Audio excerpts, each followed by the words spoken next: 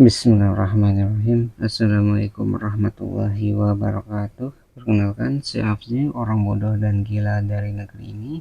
Izinkan saya untuk melanjutkan pembahasan tentang hadis Arba'in Nawawi.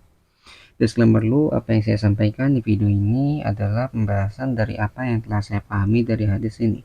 Jadi pembahasan ini bersifat sangat subjektif. Oke, kita mulai masuk ke isi dari hadis ke-20.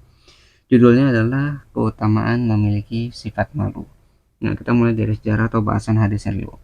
Nah, hadis ini disampaikan oleh Abu Mas'ud Uqbah bin Amr al-Ansari al-Badri radhiyallahu anhu.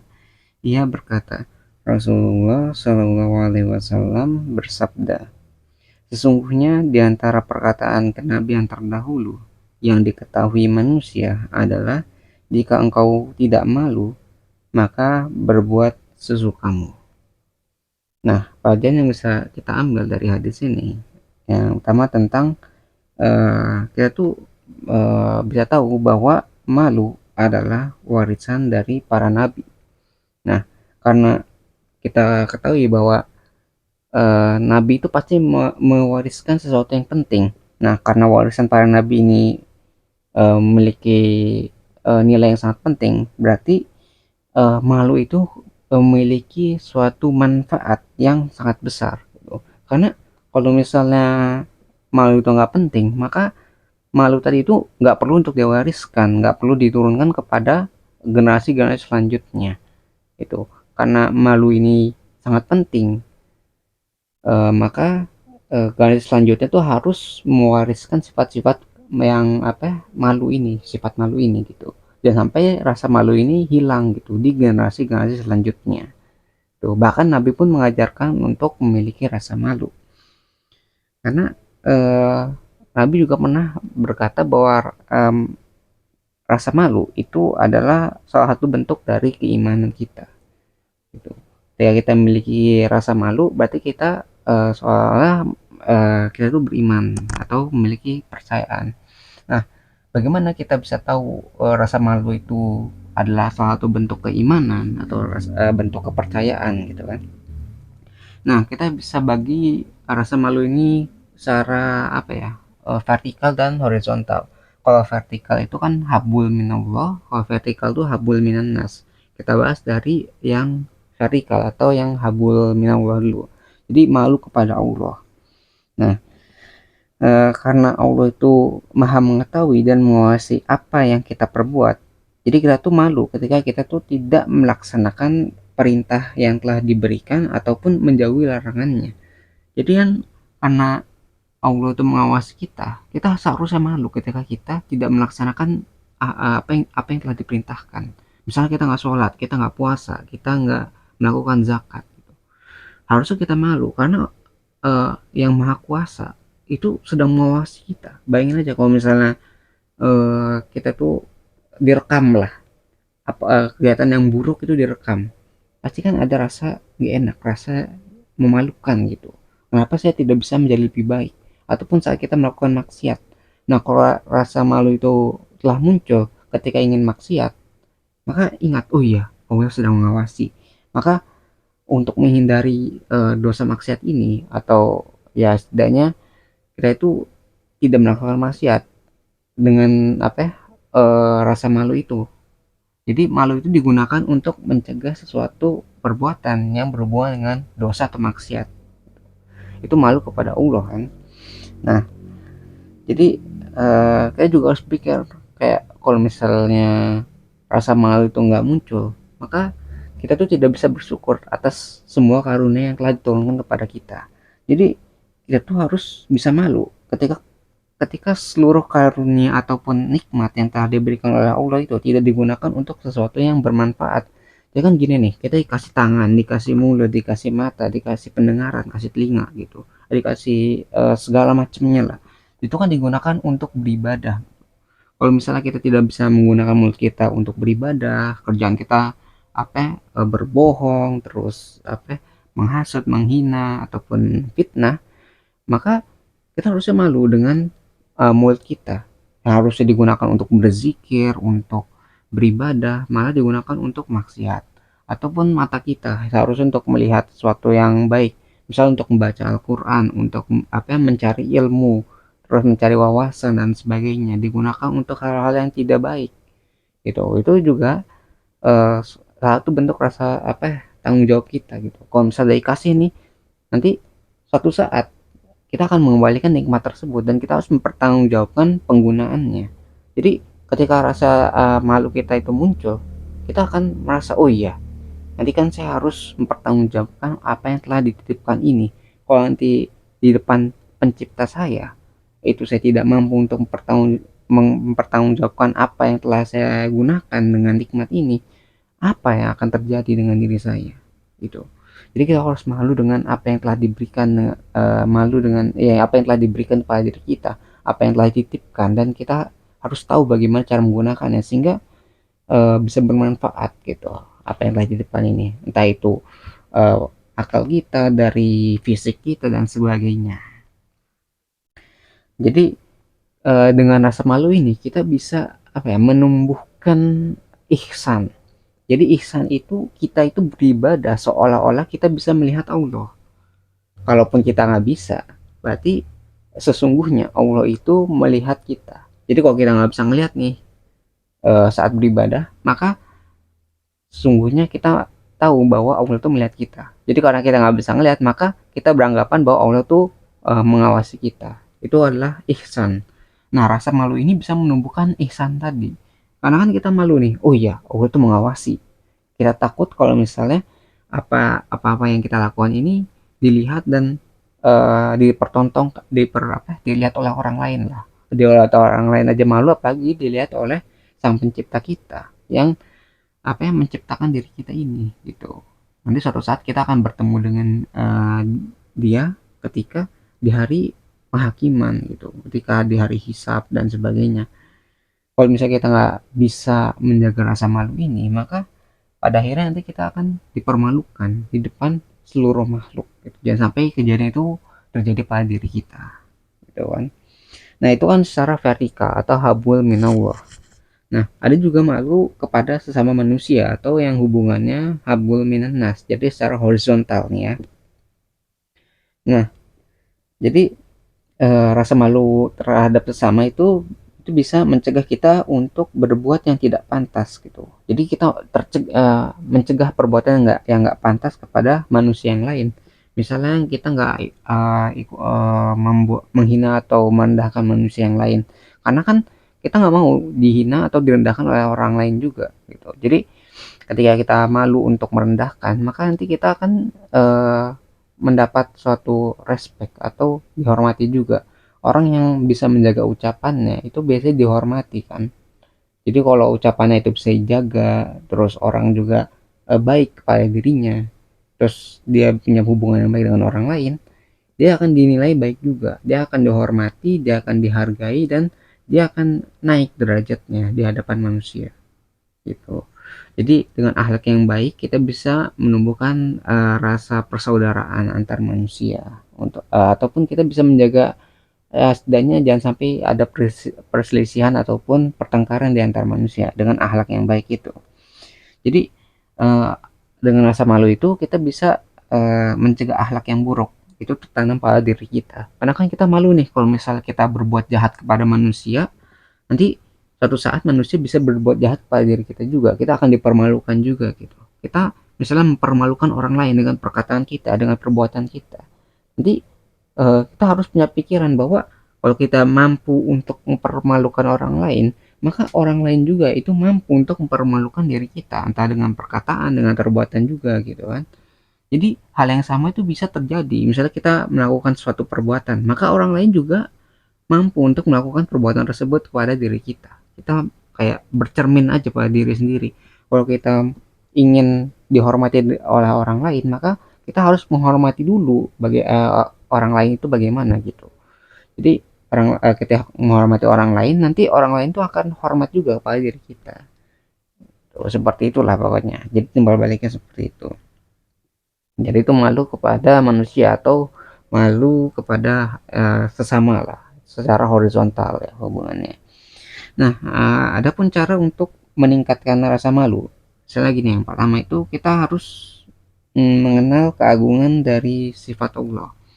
Keagungan sifat Allah itu kayak misalnya kita mengenal sifat-sifatnya kan, kayak maha melihat, maha mendengar, terus maha mengetahui gitu kan. Kalau kita mampu mengenal sifat-sifat Allah kayak tadi yang melihat, mendengar, dan maha mengetahui gitu kan, itu kan berarti kita apa ya, lebih berhati-hati dengan apa yang kita lakukan di dunia gitu.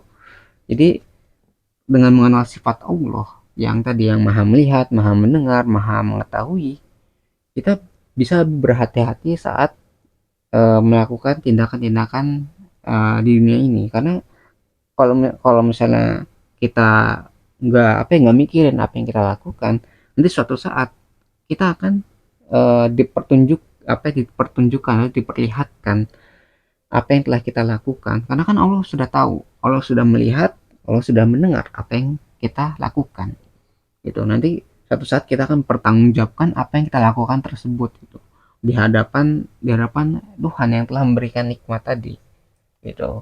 Kalau misalnya kita nggak mampu untuk menjawab, bagaimana keadaan kita nanti, bagaimana kondisi kita di sana itu, di hari dimana nggak ada perlindungan, nggak ada segalanya kecuali dengan izin sang pencipta gitu. Jangan sampai kita menjadi orang-orang yang merugi ataupun orang-orang yang celaka di hari kemudian.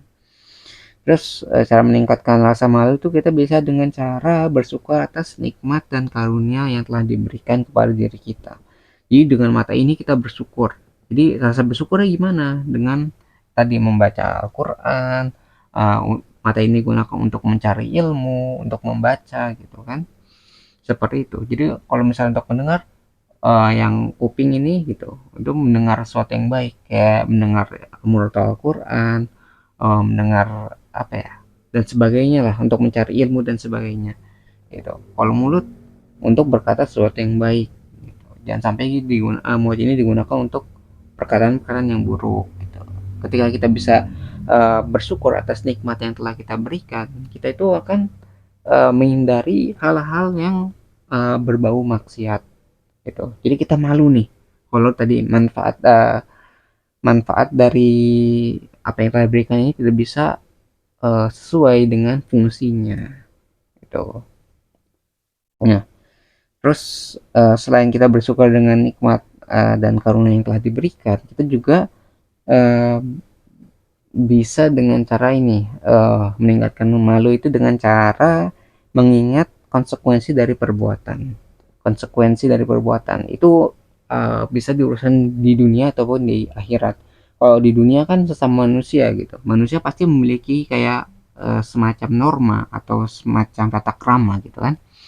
Nah, tata krama ini kan bisa menjadi hukuman juga bagi seseorang, misalnya dikucilkan, terus dijauhkan dari masyarakat, dijauhkan dari pergaulan, dijauhkan dari segalanya lah. Itu hukuman sosialnya, itu di dunia. Nah, kalau misalnya kita konsekuensi di akhirat, ya nanti urusannya sama sang pencipta kita gitu. Jadi ketika kita mengingat konsekuensinya, maka kita akan malu ketika kita berbuat sesuatu yang buruk.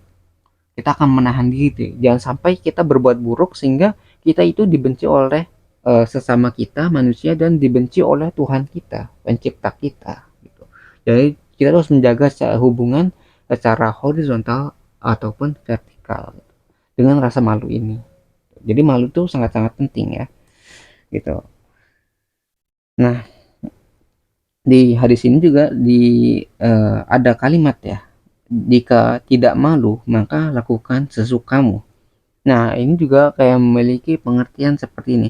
Ketika kita itu atau kita itu tidak memiliki malu, jadi kalau malu itu hilang, maka tidak ada batasan dalam perbuatan yang kita lakukan.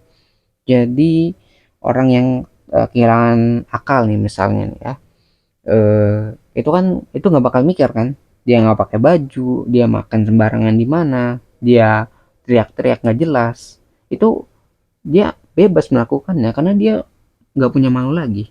Kan orang yang berakal itu salah satunya itu memiliki malu. Ketika malu itu hilang, dia kayak orang yang tidak berakal. Tuh, kalau misalnya dia nggak pakai baju nih, keluar-keluar di jalan-jalan gitu kan, di jalan raya, di luar rumah gitu, itu kan dia nggak merasa malu. Pernah kan ngelihat ada orang yang tanpa busana keluar jalan-jalan gitu, kita ngelihatnya kayak gimana gitu kan, apa orang itu nggak punya malu gitu kan. Itu salah satu contohnya. Jadi orang yang nggak punya malu gitu, orang yang nggak berakal tadi itu, dia nggak akan merasa terganggu walaupun dia nggak pakai baju. Ketika auratnya itu kelihatan, dia tidak merasa terganggu, dia bebas melakukannya karena dia nggak punya malu. Dia misalnya teriak-teriak nggak jelas, terus mengganggu orang lain gitu kan, itu bebas melakukannya karena dia sudah tidak berakal, dia tidak memiliki rasa malu lagi, dia tidak berpikir konsekuensinya apa gitu kepada dirinya sendiri karena dia sudah tidak memiliki akal. Itu salah satu contohnya. Lalu misalnya orang yang tidak menyesal dengan kemaksiatannya atau perbuatan dosanya. Misalnya ada orang nih mencuri mencuri hak orang lain. Nah, kalau misalnya dia itu memiliki rasa malu, dia akan menyesal dengan apa yang dia lakukan, sehingga dia akan berusaha untuk bertobat dan tidak mengulangi perbuatannya. Tapi akan berbeda ceritanya ketika orang ini sudah tidak memiliki rasa malu. Dia tidak akan eh, apa ya namanya, tidak akan menyesal dengan perbuatannya, dan kemungkinan besar dia akan mengulangi perbuatan atau kemaksiatannya di kemudian hari. Itu orang-orang yang tidak memiliki rasa malu. Maka dari itu, jangan sampai kita menjadi orang-orang yang tidak memiliki rasa malu. Kita harus meningkatkan rasa malu kita sehingga kita bisa menjadi setidaknya batasan lah. Jadi disebutkan bahwa malu itu ibarat suatu penghalang. Jadi kayak tembok gitulah rasa malu kita itu. Jadi kita mau misalnya mau melakukan kemaksiatan, kita mau berbuat buruk, itu tertahan dengan penghalang tadi. Jangan sampai menghalang itu nggak ada, kita lepas berbuat sesuka kita sampai kita itu tidak memikirkan konsekuensi ataupun apa yang kita lakukan itu ternyata buruk bagi orang lain atau orang di sekitar kita. Misalnya kita nipu orang, kalau misalnya kita nggak malu, kita tidak akan menyesal dengan perbuatan tersebut gitu. Jadi jangan sampai kita tuh memiliki sifat tanpa malu. Jadi malu itu sangat penting, dan ketika malu ini digunakan dengan baik, itu kita bisa menjaga diri kita dari sesuatu yang buruk kepada orang lain ataupun kepada diri kita sendiri. Jadi kita tidak merendahkan diri kita sendiri di hadapan manusia ataupun di hadapan sang pencipta nanti. Jadi malu itu sangat penting untuk menjaga diri kita untuk berbuat maksiat. Nah, seperti itulah pokoknya pembahasan hadisnya. Nah, kita mulai masuk ke bagian selanjutnya tentang pesan dan kesimpulan. Nah, memiliki rasa malu merupakan salah satu dari akhlak terpuji. Rasa malu membuat kita menahan diri untuk tidak melakukan segala sesuatu yang kita mau dan menyebabkan masalah bagi orang lain. Membatasi diri karena malu bukan berarti kita tidak bebas dalam melakukan sesuatu, tapi kita menghormati hak-hak yang dimiliki oleh orang lain sehingga kita bisa hidup rukun bersama. Semoga dengan pelajaran dari hadis ini kita bisa menambah pengetahuan tentang pentingnya memiliki rasa malu dan tidak menjadi manusia yang melampaui batas. Nah, mungkin sekian ya pembahasan pribadi yang bisa saya sampaikan mengenai hadis ke-20 dari buku Arba'in Nawawi. Sebelum saya akhiri, saya ingin menyampaikan bahwa jika ada kebenaran di video ini, maka itu semua bersumber dari Tuhan Yang Maha Kuasa. Dan jika kita menemukan banyak kesalahan ataupun kekurangan di video ini, maka itu semua bersumber dari diri saya pribadi. Di channel kita juga ada moto, jangan didengar, jangan dipercaya, ragukan segala pilihan dan jelaskan di mana ragukan segala pilihan dan selalu buktikan bahwa pendapat saya itu salah. Lalu jelaskan di mana letak kesalahannya. Saya menunggu jawaban Anda, wahai orang-orang pintar dan waras di luar sana, karena orang yang bodoh dan gila ini sangat membutuhkan bantuan kalian.